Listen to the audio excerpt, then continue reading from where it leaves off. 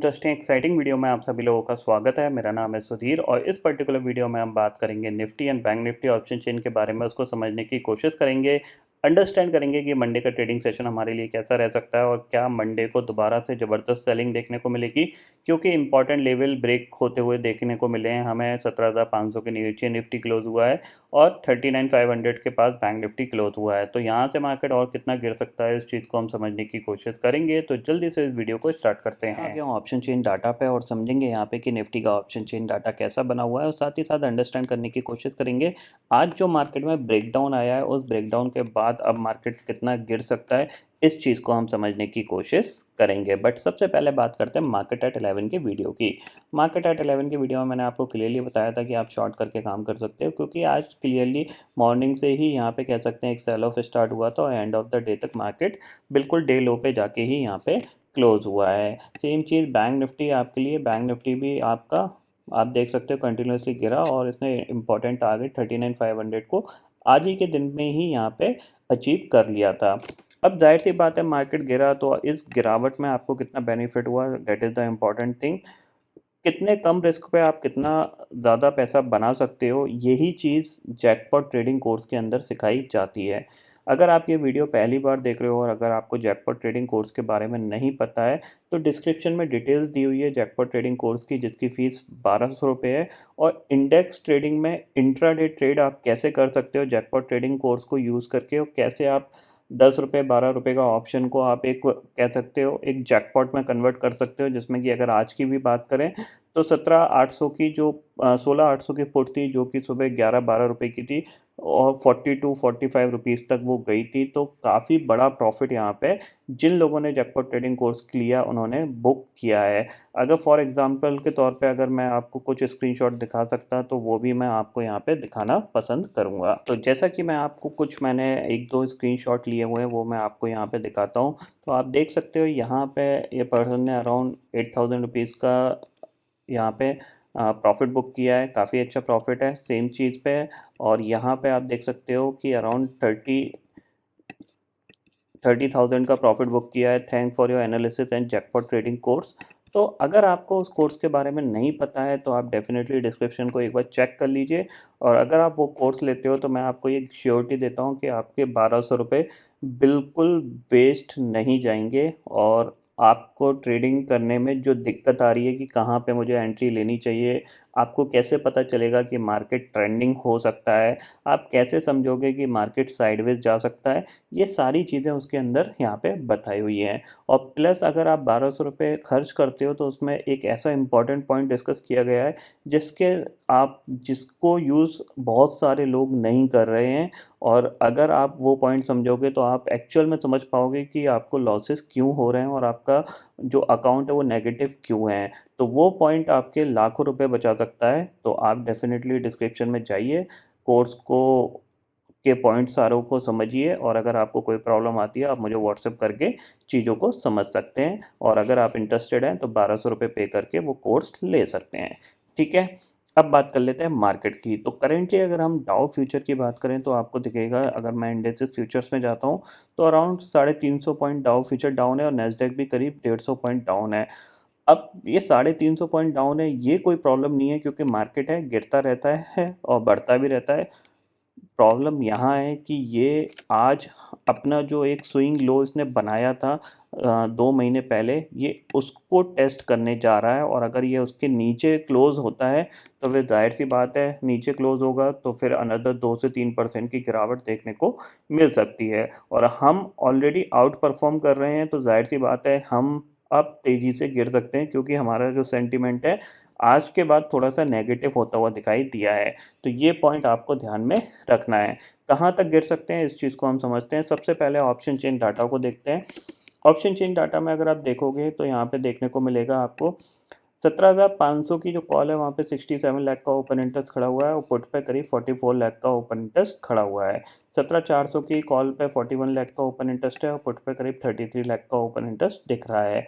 नीचे बढ़ते हैं तो 17,200 की कॉल पे अभी ओपन इंटरेस्ट नहीं बढ़ा हुआ है। 17,200 की पुट पे करीब 37 लाख का ओपन इंटरेस्ट खड़ा हुआ है। इवन 17,300 के नीचे भी हम फिसले थे तो वहाँ पे कॉल पे अभी भी इतना बड़ा ओपन इंटरेस्ट नहीं है जितना कंपेयर किया जाए 17,500 की कॉल पे। इसका मतलब क्या है, कॉल राइटर स्टिल अभी भी कंफ्यूज हैं कि हमें नीचे एग्रेसिव कॉल राइटिंग करनी चाहिए या नहीं करनी चाहिए। कहीं मार्केट दोबारा से गैप अप खुल गया या फिर बाउंस कर गया तो हम फंस सकते हैं, ठीक है ना। तो ये डर अभी भी कॉल राइटर्स का बना हुआ है। तो इसका फ़ायदा कौन ले रहे हैं, पुट राइटर्स ले रहे हैं। दिख रहा है 17,300 की पुट पे अभी भी 39 लाख का ओपन इंटरेस्ट है, 37 लाख का ओपन इंटरेस्ट है।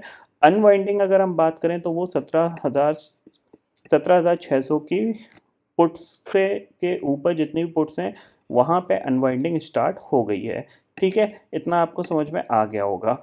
अब चलते हैं यहाँ पे चार्ट पे। सबसे पहले मैं डे चार्ट लगाता हूँ और डे चार्ट पे आपको एक बड़ी सी कैंडल दिख रही है, ठीक है। अच्छी काफ़ी स्ट्रॉन्ग कैंडल है सेलिंग के तौर पे देखी जाए, ठीक है। लेकिन अब क्या हो रहा है, जो प्राइस एक्शन है वो यहाँ पे नेगेटिव बनता हुआ दिखाई दे रहा है। अब आपको ये क्लियरली दिखेगा, आपका ये मूव था, ठीक है, ये मूव हुआ, फिर आपका ये रिट्रेसमेंट आया और फिर ये पुल बैक और फिर ये ब्रेकडाउन। तो यहाँ पे आपका प्राइस एक्शन क्या है डे चार्ट पे, अब ये नेगेटिव हो चुका है, ठीक है। यानी अब क्या होगा, आपको उछाल पे बिकवाली आते हुए दिखेगी। ये पॉइंट आपको यहाँ पे ध्यान में रखना है। जब तक आप इस स्विंग के ऊपर नहीं निकलोगे तब तक आप नेगेटिव रहोगे, ये पॉइंट आप क्लियरली समझ लीजिए, ठीक है। साथ ही साथ यहाँ पे मैं और चीज़ आपको बताना चाह रहा हूँ कि अगर आप देखोगे टेक्निकल वाइज, अगर आप देखोगे तो यहाँ पे 50 डे मूविंग एवरेज आपको दिख रहा है क्लियरली, मार्केट उसके पास ही क्लोज हुआ है। और हमने जब ये 50 डे मूविंग एवरेज निकाला था उसके बाद से ये फर्स्ट अटैम्प्ट है टेस्टिंग का। अब या तो ये इसको ब्रेक करके 17,000 की तरफ बढ़ेगा, ठीक है, या फिर हो सकता है यहाँ से ये दोबारा से एक बार बाउंस बैक यहाँ पे दिखा सकता है। तो ये पॉइंट आपको यहाँ पे ध्यान में रखना है, ठीक है।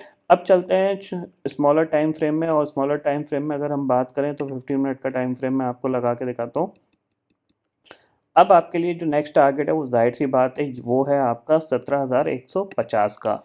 यानी ये टारगेट आपके लिए डेफिनेटली यहाँ पे अचीव हो सकता है, ये पॉइंट आपको ध्यान में रखना है, ठीक है। अगर आप थोड़ा सा नोटिस करेंगे, इस टाइम फ्रेम को मैं आधा घंटा कर देता हूँ ताकि आपको चार्ट बिल्कुल प्रॉपर दिखे। अब जो मेजर इम्पॉर्टेंट सपोर्ट है निफ्टी के लिए वो है 17,150। 17,150 के नीचे आप अगर क्लोज हुए तो फिर जो नेक्स्ट टारगेट है वो आपका होगा सीधा सीधा 16,750 का। ये ध्यान में रखिएगा प्लीज़। यहाँ से एक बार एक बाउंस देखने को मिल सकता है और अगर ये इसको वन वे में ब्रेक करता है तो फिर 17,000 आपके लिए पहला टारगेट होगा। 17,000 के नीचे फिसले तो 16,750 आपके पास क्लियरली खुलता हुआ दिखाई देगा, ठीक है। अब आपको बाउंस बैक अगर मिलता है तो कहाँ तक का आपको बाउंस बैक मिल सकता है, तो आज के ट्रेडिंग सेशन में जब से हमने 17,500 को ब्रेक किया था तो जाहिर सी बात है कि हम इसके ऊपर नहीं निकल पाए। तो दोबारा से अगर 17,500 के आसपास ये जाता है तो वहाँ पे हम एक बार शॉर्ट करके काम कर सकते हैं।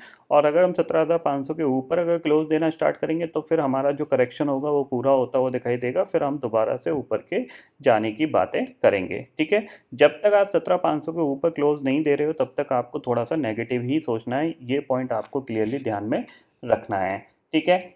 बात कर लेते हैं बैंक निफ्टी की। तो बैंक निफ्टी को अगर आप देखोगे तो बैंक निफ्टी में एक ही दिन में सारे टारगेट अचीव हुए, लेकिन अगर आप थोड़ा सा गौर करोगे, देखो मॉर्निंग में ये वन वे गिरा, ठीक है, उसके बाद इसमें जो सेलिंग थी वो बिल्कुल स्लो हो गई।